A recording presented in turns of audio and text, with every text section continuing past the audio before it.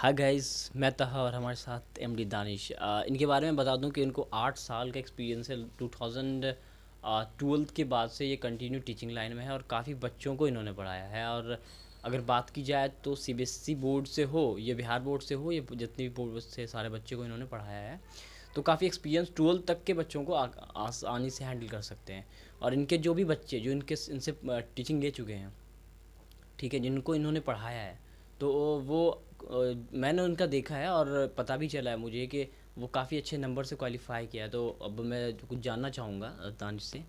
हाय दानिश, कैसे हैं आप? जी, मैं सही हूँ, अच्छा हूँ, अल्लाह का शुक्र है।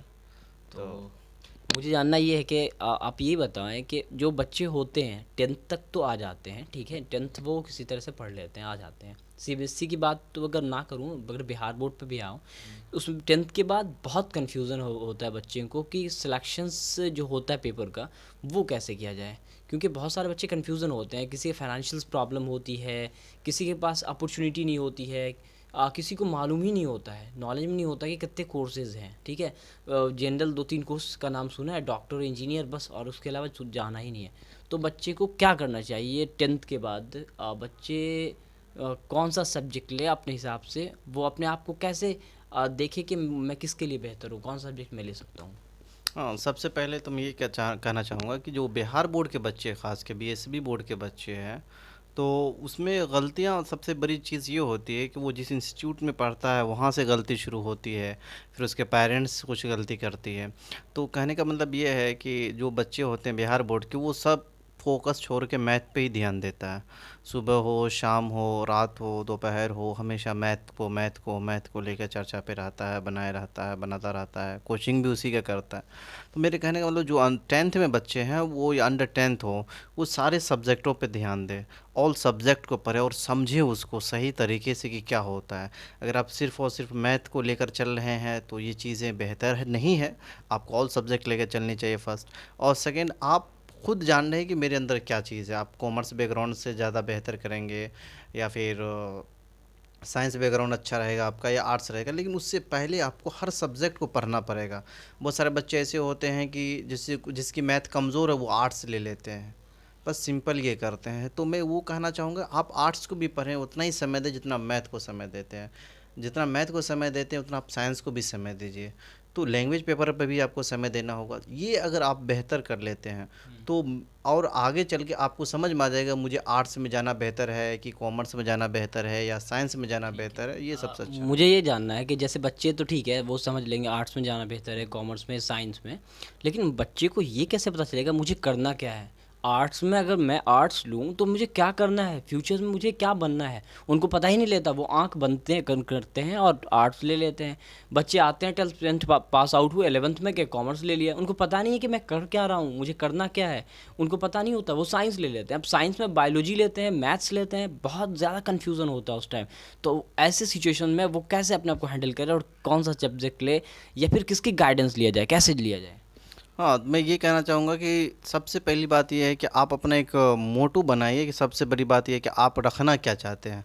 सबसे पहले एक मेन फोकस रखिए, आपको करना क्या है। मैट्रिक के बाद अगर आप इंटर में जाते हैं, कि आप आईएससी चूज़ कर रहे हैं, आईकॉम में जा रहे हैं या आईए में जा रहे हैं आर्ट्स पेपर में, तो आपको पहले ये डिसाइड करना पड़ेगा कि फ्यूचर में आप करना क्या चाहते हैं, है ना। जैसे अगर आप डिसाइड करते हैं दोपहर लंच करना है, 1 बजे आपने डिसाइड कर लिया, तो 1 बजे आपको लंच करना ही होता है। तो ये आप पहले से डिसाइड कर लेते हैं कि मुझे 1 बजे लंच करना है। तो उसी प्रकार से आप फ्यूचर में क्या करना है उसको डिसाइड करना है, और अपने अंदर अपने आप को झांकना है कि क्या काबिलियत है मेरे अंदर, मैं किस पेपर में सबसे अच्छा कर सकता हूँ। मैं अगर आर्ट्स लूँ तो आर्ट्स में अच्छा कर सकता हूँ, अगर साइंस लूँ तो साइंस में अच्छा कर सकता हूँ, कॉमर्स लूँ तो कॉमर्स में अच्छा कर सकता हूँ। ये सबसे बड़ी चीज़ है कि जानना है उसको। लेकिन हाँ, 10th तक वो आप सब सब्जेक्ट को पढ़े और अच्छे तरीक़ों से पढ़े, तब जाके आप सही डिसाइड कर पाएंगे कि आप किस फील्ड में जाने के लिए बेहतर हैं। वरना पता चला कि भीड़ में, आप भीड़ के साथ, एक साइंस का चल रहा है तो आपने साइंस ले लिया, आर्ट्स का चल रहा है, आपने आर्ट्स ले लिया, फलां दोस्त आर्ट्स लिया तो मैं भी आर्ट्स लूँगा। अरे दोस्त ने क्या लिया वो नहीं, आपके अंदर क्या कमी है, आप क्या कर सकते हैं, आपको ये देखना होगा। ना कि दूसरे के कहे अनुसार या दूसरे दोस्त ने ये चीज़ चूज़ किया तो मैं भी ये चीज़ चूज़ करूँगा। यहाँ पे ये सबसे बड़ी गलतियाँ होती है स्टूडेंटों से। देखिए मैं ये चाहूँगा जानना कि हर स्टेट में एक एडवाइज़र काउंसिल होनी चाहिए जो बच्चों को ये गाइड कर सके कि आप टेंथ के बाद अगर आर्ट्स लेते हैं उसके बाद कितनी स्ट्रीम है, कितने कोर्सेज हैं और किस कोर्स से करने के बाद आप क्या बन सकते हैं।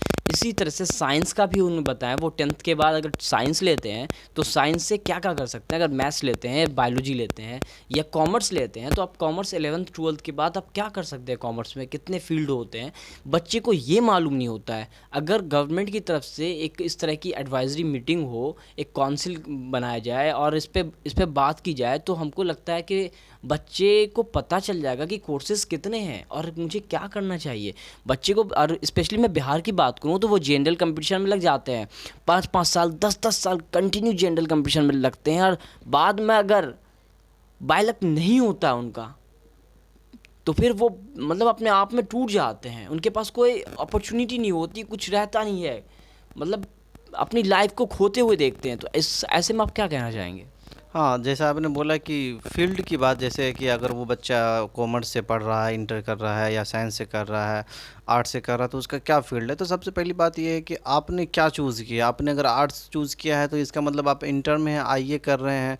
इसके बाद है कि आप बीए करेंगे, ग्रेजुएशन है, फिर आप एमए करेंगे। तो आपका एक, जैसे आप आईए करते हैं, आपका जो सब्जेक्ट होता है, फिर ग्रेजुएशन में आपका एक अलग सब्जेक्ट ऑनर्स के लिए हो जाता है, एमए के लिए अलग हो जाता है। तो आप एक चूज़ करते हैं। आप जहाँ तक बीए करते हैं, बैचलर ऑफ आर्ट्स रहते हैं, एमए करते हैं, मास्टर हो जाते हैं उस सब्जेक्ट के लिए। तो ये चीज़ होता है कि आप पहले डिसाइड कर लें कि आपको करना क्या है। इसी तरह से साइंस में भी है। अगर साइंस में आप इंटर में साइंस लेते हैं उसको आईएससी बोलते हैं, और ग्रेजुएशन में अगर आप साइंस से कर रहे हैं तो वो बीएससी कहलाता है। और उसके बाद जो है, तो ये सब चीज़ें हैं, एमएससी है। तो आप डिसाइड कर रह सकते हैं। उसी तरह आई कॉम है, बी कॉम है और एम कॉम है, तीनों है।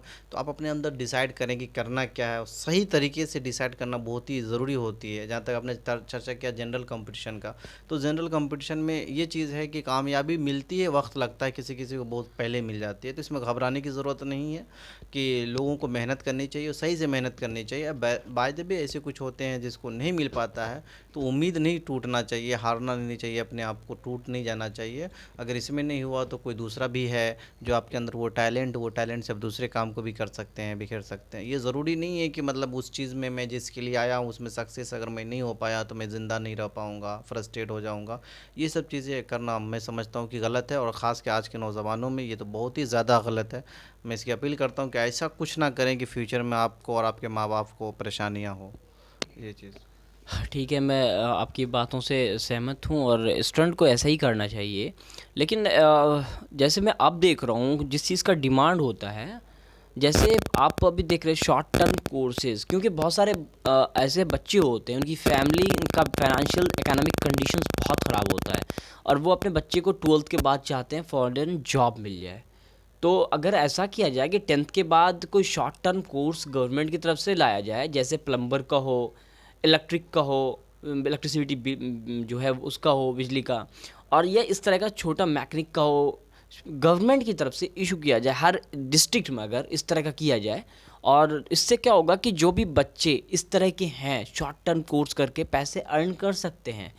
और अगर ऐसा किया जाए तो इस पे आप क्या कहेंगे, क्या आपकी राय है? नहीं, ये बिल्कुल सही है कि हमारी सरकार जो है उसमें कमी है।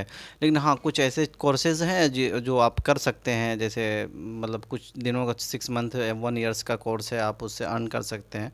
जैसे अगर अभी कंप्यूटर का जो हमारा ज़माना है, तो लोग कंप्यूटर पे ज़्यादा, जैसे आप एडीसीए कर सकते हैं, उस पे भी आप एक्सेल पे काम कर सकते हैं। तो आपको, लेकिन हाँ, आपको गांव से बाहर आना पड़ेगा, फर्स्ट हो गया।